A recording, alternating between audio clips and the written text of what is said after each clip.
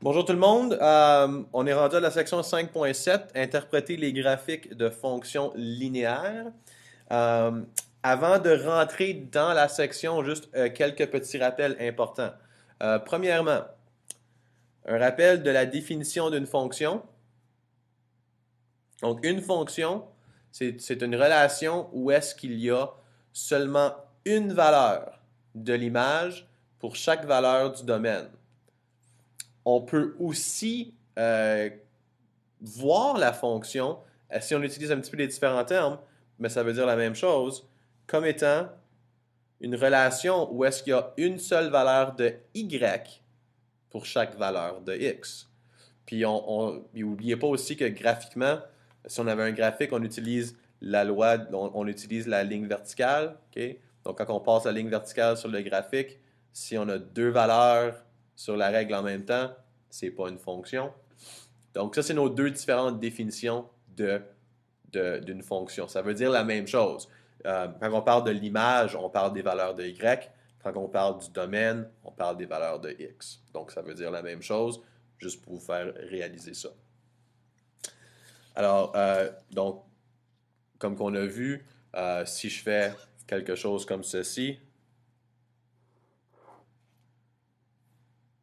ça, c'est une fonction, parce que si je passe ma ligne verticale, ma règle, j'ai toujours une seule valeur de y à la fois. Pour chaque x. Donc, pour chaque valeur du domaine, ou chaque valeur de x, il y a une seule valeur de l'image. Si je fais quelque chose, par exemple, comme ceci, ça, c'est pas une fonction. Parce que si je passe ma règle pour une valeur de x, j'ai deux valeurs de y, une ici et une là. Donc, ça, c'est pas une fonction. Et aussi, autre chose, un autre rappel, qu'on peut écrire une fonction avec une formule. Puis là, j'ai juste inventé une fonction c est égal à 5n plus 3. Ou on peut l'écrire dans sa forme ou sa notation fonctionnelle. Donc, la notation fonctionnelle de c est égal à 5n plus 3, c'est c de n, donc c en fonction de n, est égal à 5n plus 3. Ça, c'est la notation fonctionnelle. Ça, c'est plus juste la formule. Ça, c'est une formule. Ça, c'est la notation fonctionnelle. Les deux veulent dire la même chose. C'est simplement écrit différemment. Alors, maintenant que ça c'est fait, regardons un exemple. Alors, si on a ici...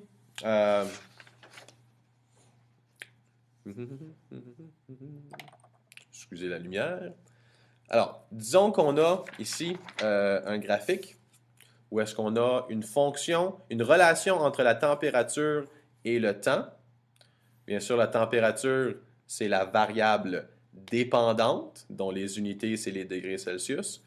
Et le temps est ma variable indépendante, dont les unités sont des heures.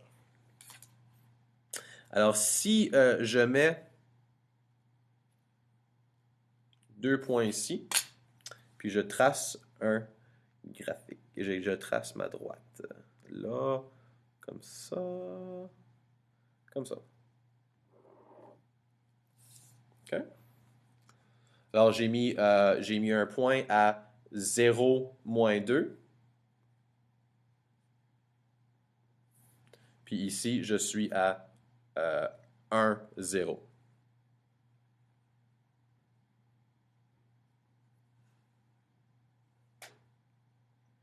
Alors, une couple de choses, ici, là, c'est un petit peu rappel et un petit peu du nouveau, là. Première chose, on peut identifier ici ce qu'on appelle nos valeurs à l'origine.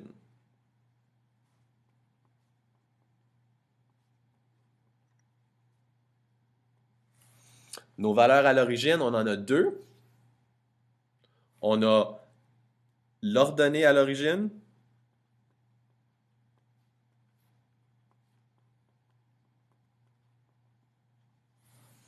OK.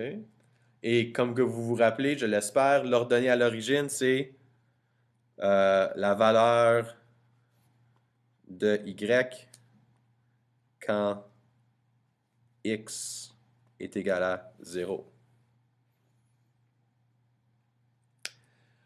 Ça veut, puis l'ordonnée à l'origine, ça veut aussi dire où la droite croise l'axe des y. OK?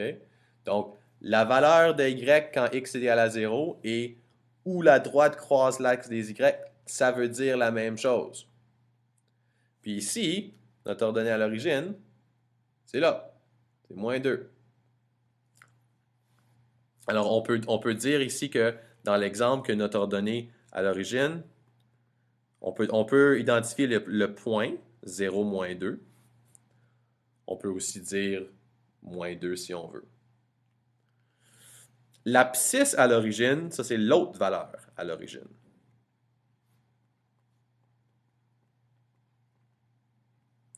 Puis l'abscisse à l'origine, c'est l'opposé de l'ordonnée à l'origine. C'est la valeur de x quand y est égal à 0.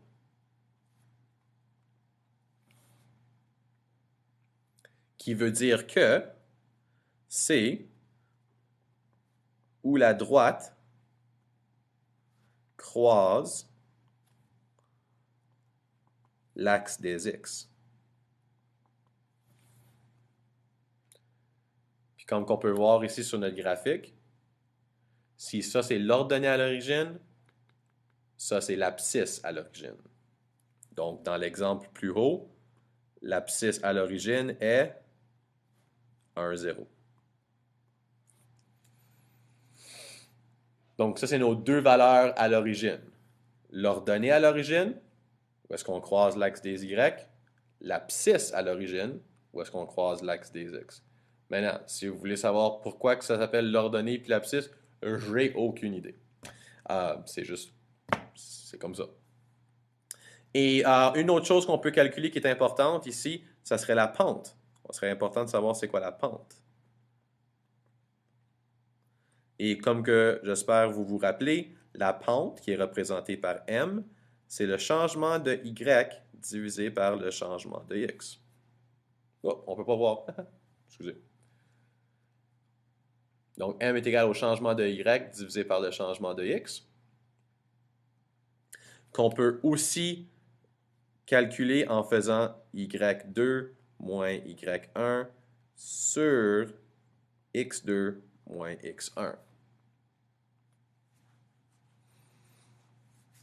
Alors, si on regarde notre graphique, on a 2 points, 1 et 2. Donc, si je veux utiliser ma formule ici, je dois identifier mes 2 points. Alors, si ça c'est le point 1, ça veut dire que ça c'est x1, ça c'est y1. Et ici, c'est x2, y2. Alors, utilisant ces valeurs-là, je peux calculer ma pente.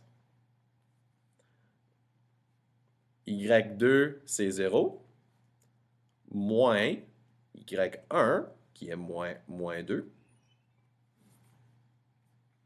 Et je divise par x2, qui est 1, moins 0. Alors, si je simplifie ça, m est égal à moins 2, ça va faire un plus. 0 plus 2, ça fait 2. Divisé par 1 moins 0, ça fait 1. Donc, ma pente est égale à 2.